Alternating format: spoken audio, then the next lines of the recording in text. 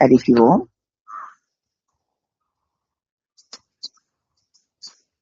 శ్రీ గురుభ్యో నమః. శ్రీ రమణ సద్గురుదేవాయ నమః. శ్రీ రమణ భాషణలు మార్చి 18, 1939. రమణ భాషణలు 649 అమ్మ. శ్రీ థామ్సన్ అనే ఆయన కొన్నేళ్లుగా ఇండియాలో ఉన్నాడు. శ్రీ థామ్సన్ అనే ఆయన కొన్నేళ్లుగా ఇండియాలో ఉన్నాడు. హిందూ వేదాంతం చదువుతున్నాడు. హిందూ వేదాంతంలో గ్రంథాలన్నీ చదువుతున్నాడు. శ్రద్ధాళువైన విద్యార్థి అయిన, నెమ్మది అయిన స్వభావం గలవాడు. అతడు ఇలా అడిగాడు, శ్రీమద్ భగవద్గీతలో బ్రహ్మమునకు ఆధారము నేను అని ఒక చోటను, మరొక చోట ప్రతివాని హృదయంలోనూ నేనున్నాను అని పరతత్వాన్ని వేరువేరుగా చెప్పారు. అందు 3 అవస్థలు, వాటిని కూడా అతీత, అంతర్యామి, విశ్వరూపము అని కనిపిస్తున్నాయి. ఎరుక ఈ మూడింటిలోనూ కావలనా? ఏ ఒక్కటిలోనైనా ఉంటే చాలునా? విశ్వరూపం నుంచి అతీతానికి వస్తే వేదాంతం నామరూపాలను మాయ అని తోసిపుచ్చుతోంది. పోనీ ఆ విశ్వరూపంలో నుంచి బయటకు వస్తే, అతీతానికి వస్తే వేదాంతం నామరూపాలన్నీ మాయే అని చూపిస్తోంది. దీన్ని నేను ఒప్పుకోలేకపోతున్నాను అన్నాడు. మళ్ళీ మొదటి నుంచి ఆయన ప్రశ్నలు. శ్రీమద్ భగవద్గీతలో బ్రహ్మమునకు ఆధారము నేను అని ఒక చోట చెప్పారు ఆయన.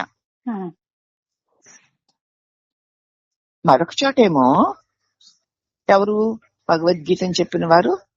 శ్రీకృష్ణుడు, శ్రీ వాసుదేవ స్వామి. బ్రహ్మానికి ఆధారం నేను అని ఒక చోట చెప్పి, మరొక చోటనేమో నేను ప్రతి వారి హృదయములోనూ ఉన్నాను అన్నారు అని పరతత్వాన్ని వేర్వేరుగా వివరించారు. ప్రతి వారి హృదయంలోనూ నేనున్నాను అని ఒక చోట చెప్పారు. ఆ బ్రహ్మానికి ఆధారముగా నేనున్నాను ఒక చోట చెప్పారు.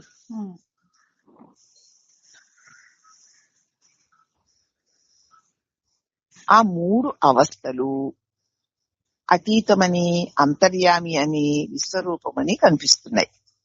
అన్నిటికీ అతీతముగా ఉన్నది బ్రహ్మం అనుకుందాం. ప్రతి వారి హృదయములోనూ ఉన్నాను అన్నది అంతర్యామి అనుకుందాం. మళ్ళీ విశ్వరూపం అంటాడేమిటి? విశ్వం ఒక రూపంగా విశ్వం కనపడుతుంది అంటున్నాడు. అయితే ఈ మూడింట్లోనూ ఎరుకుండాలా? అతీతమైన దానికోసము, దాని పట్ల, అంతర్యామి పట్ల, ఆ విశ్వరూపము పట్ల కూడా ఎరుక ఉండాలా? ఏదో ఒక్కదాని పట్ల ఎరుక ఉంటే చాలా? ఈ విశ్వమంతా వాసుదేవుని రూపమే అని ఎరుకుంటే చాలా? అందరిలోనూ అంతర్యామిగా ఉన్నాడు అన్న దాని పట్ల కూడా ఎరుకుండాలా? దీనికి అతీతంగా కూడా ఉన్న బ్రహ్మము పట్ల ఎరుకుండాలా? ఈ మూడిట్లో ఏ ఒక్క దాని పట్ల ఎరుకున్నా చాలా అని అడిగాడు. విశ్వరూపము నుంచి అతీతానికి వస్తే, మొదటి అతీతం కదా, వేదాంతం ఏమంటుందంటే నామరూపాలన్నీ మాయే అని తోసిపుచ్చేస్తుంది. ఈ విశ్వరూపం ఈ రూపమంతా పరమాత్ముడిదే. పరమాత్మ ఈ అన్ని రూపాల్లో అది అన్నది ఒక అంశం. మూడోది విశ్వరూపం అనుకుందాము. అయితే ఈ రూపములన్నిటి నిండా అంతర్యామిగా ఉన్నవాడు అన్నది రెండోది.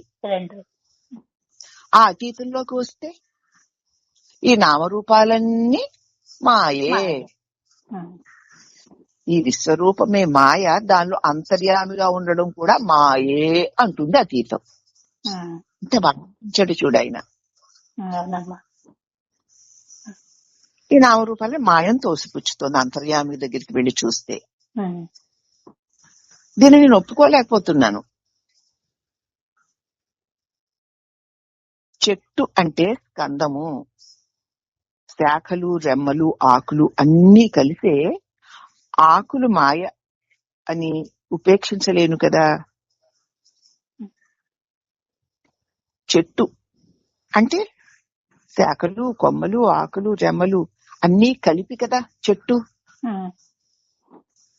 అయితే నేను చెట్టుని మాత్రమే పట్టుకుని, దాన్ని మొదలను మాత్రమే పట్టుకుని ఈ ఆకులు, కొమ్మలు అన్ని కూడా వట్టిదే మాయ అని ఎలా అంటాను?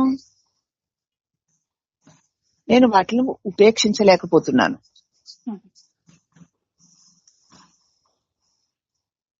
అలాగే బంగారము అంటే స్వర్ణము, స్వర్ణాభరణము దృష్ట్యాంతం ఇది అంతా బ్రహ్మమే అంటుంది కదా వేదాంతం. బంగారము, బంగారు నగలు, నగల నిండా ఉన్నది బ్రహ్మాండమే అనేటువంటి దృష్టాంత రీతిగా ఈ జగత్తు నిండా బ్రహ్మమే జగత్తుగా ఉంది అంటుంది కదా వేదాంతం. దీన్ని నేను ఎలా అర్థం చేసుకోను అని అడిగాడు.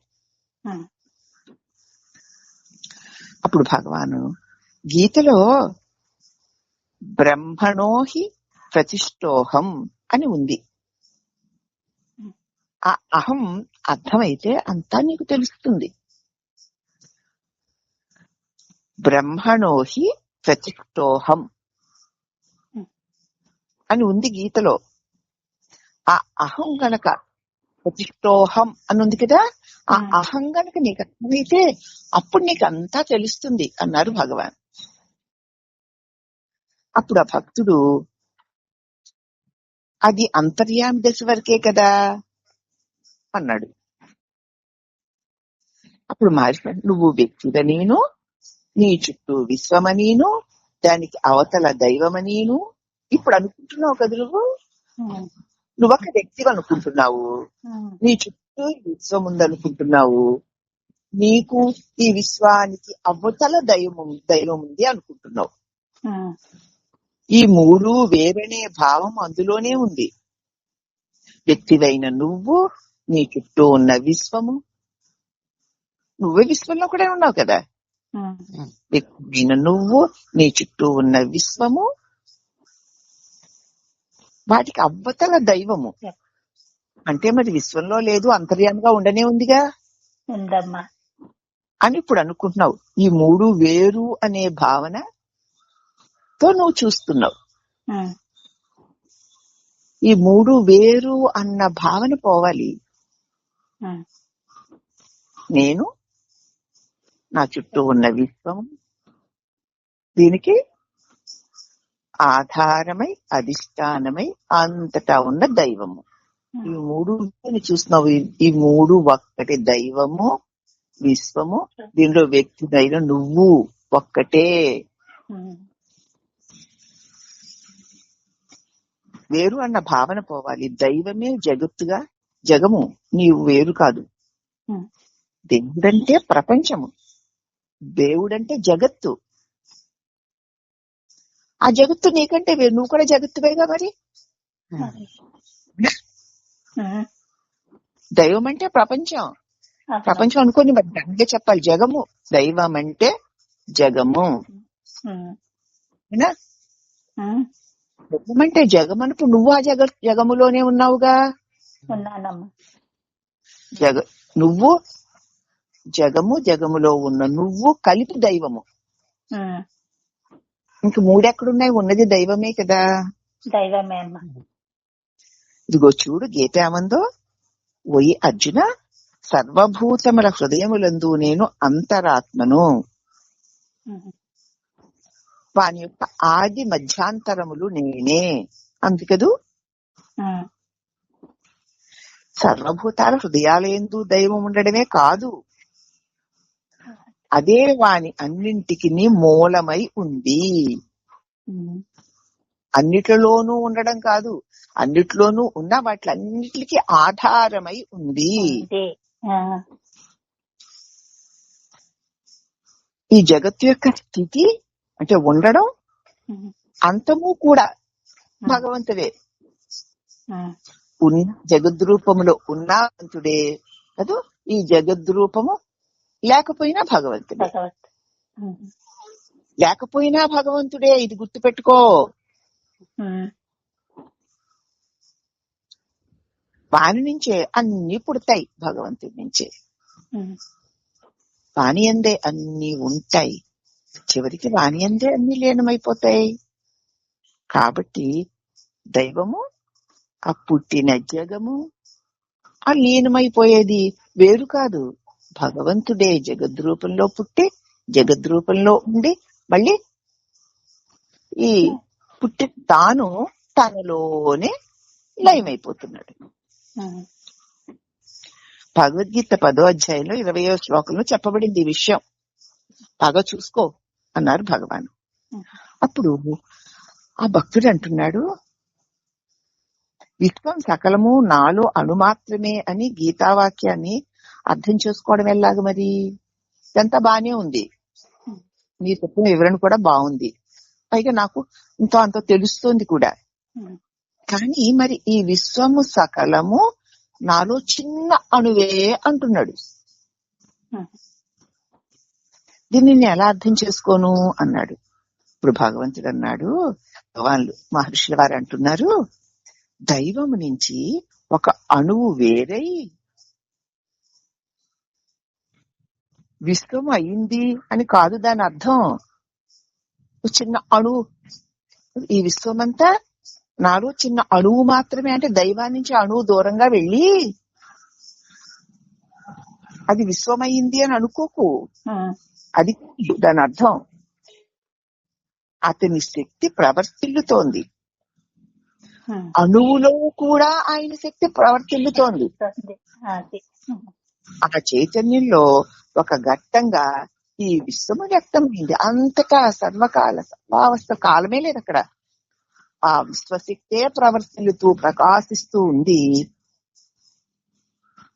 అట్టి ప్రకాశిస్తున్న ఆ చైతన్యంలో ఒక చిన్న సంఘటనగా, ఒక చిన్న ఘటనగా ఈ విశ్వము అలా అణువంత ఘటనగా వ్యక్తమైంది. పెద్దగా మండుతున్నటువంటి అగ్నిలో నుంచి చిన్న రవ్వ పైకి ఎగిరినట్టు వ్యక్తమైంది. అలాగే పురుష సూక్త వాక్యం కూడా పాదోస్య విశ్వాభూతాని త్రిపాదస్యాస్య అంటూ ఉంది కదా దానిలో. అలాగే పురుష సూక్తంలో వాక్యం కూడా పాదోస్య విశ్వాభూతాని అని, అన్ని భూతములను అత్పాదము అని. గాని బ్రహ్మకి 4 పాదాలు అని కాదు.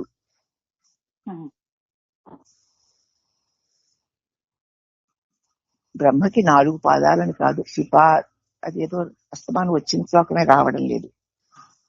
పురుష సూక్తంలో పాదోస్య విశ్వాభూతాన్ని త్రిపాదస్య అమృతం దివిహి అని, మిగతా 3 పాదాలు కూడా పరమాత్మేనని, ఒక్క పాదమే ఈ భూమి అని చెప్తారు. అలా అని అన్ని భూతాలు అతని పాదమే, అన్ని భూతములకు అతడే మూలము అని అర్థం. ఆ బ్రహ్మకి ఏదో 4 కాళ్ళు అని కాదు అన్నారు భగవాన్. అవును, నాకది తెలుస్తూనే ఉంది, బ్రహ్మము అవిభాజ్యం కదా అన్నాడు అతను. అంటే మహర్షి అంటున్నారు, అంటే బ్రహ్మ సర్వము అవుతూనే అవిభాజ్యంగా ఉన్నాడన్నమాట. అర్థమైందా? అంతా తానే అవుతూ ఒక విభజన లేకుండా ఉన్నాడు. మనమేమో విభక్తమే వేరు వేరు అనుకుంటున్నాం, కానీ బ్రహ్మము అంతా తానే అవుతూ విభజన లేకుండా ఏకమై ఉన్నాడు అని అర్థం. అతడు ఇప్పుడు పొందబడని వాడై ఉన్నాడు. మానవుడు దాన్ని ఎరుగడు. అది తెలుసుకోవాలి ముందు. బ్రహ్మం అంటే ఆత్మ, ఆత్మ అంటే నిత్య సత్యము. దాని ఎరుకను అడ్డేవాని అన్నింటి నిర్మూలనమే జ్ఞానం. బ్రహ్మం అంటే ఆత్మ, ఆత్మ అంటే ఎరుక, నిత్య సత్యం అది.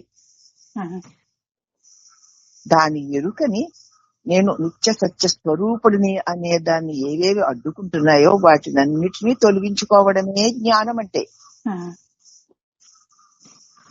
వ్యక్తి వేరు అన్న భావన ఇట్టి ఆటంకాలు కలిగిస్తోంది. ఆ బ్రహ్మము కంటే నేను వేరు అన్న భావన ఈ ఆటంకాలన్నీ కలిగిస్తోంది. నేనే బ్రహ్మమును అన్న భావనలో స్థిరంగా ఉన్నప్పుడు ఈ ఆటంకాలన్నీ తొలగిపోతాయి. కాబట్టి ఆత్మ బ్రహ్మకు అన్యము కాదు. నేనంటే ఆ బ్రహ్మమే, బ్రహ్మము కంటే నేను వేరు కాదు అన్న యథార్థం స్పష్టంగా తెలియడమే నీకు ఇప్పుడు చేస్తున్న ప్రయత్నం యొక్క ఫలితం. ఈ భగవద్గీతలోని ప్రతి సారాన్ని, శాస్త్రాల్లో సారాన్ని వెతికి ప్రశ్నలు అడిగి ఇదేమిటని అడుగుతున్నావు కదా, అడగడం వల్ల తెలుసుకుంటున్నావు కదా. ఇప్పుడు నువ్వు తెలుసుకున్న దాని యొక్క ప్రయత్నం యొక్క ఫలం ఏమిటంటే నేను బ్రహ్మమునే, ఆ బ్రహ్మము కంటే నేను వేరు కాదు అన్న యథార్థం నీకు తెలియడమే నువ్వు ఇంతకాలము చేసిన ప్రయత్నాలకి ఫలితం. నేనంటూ ప్రత్యేకంగా ఏదీ లేదు. అంతటా అన్నిటా ఉన్న ఆ పరమాత్మే ఈ నేనుగా ఊరికే వ్యక్తమై అట్లా కనిపిస్తోంది. కానీ ఈ నేను ఆ బ్రహ్మము కంటే వేరు కాదు. కాబట్టి నేను బ్రహ్మము నేనేటువంటి సదాస్ఫురణ కలిగి ఉండడమే నీవు తెలుసుకున్న చదువుకున్న వాటి యొక్క సారమంతా అదే. అది నువ్వయి ఉండు.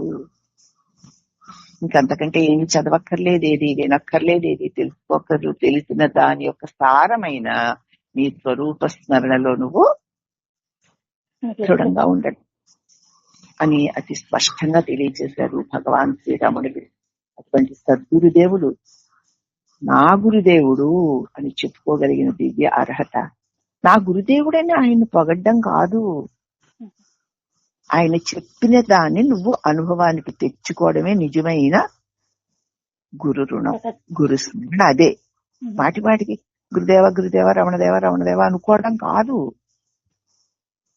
ఆయన చెప్పిన దానిని నువ్వు అనుభవించడమే, అయిపోవడమే నిజమైన గురువు.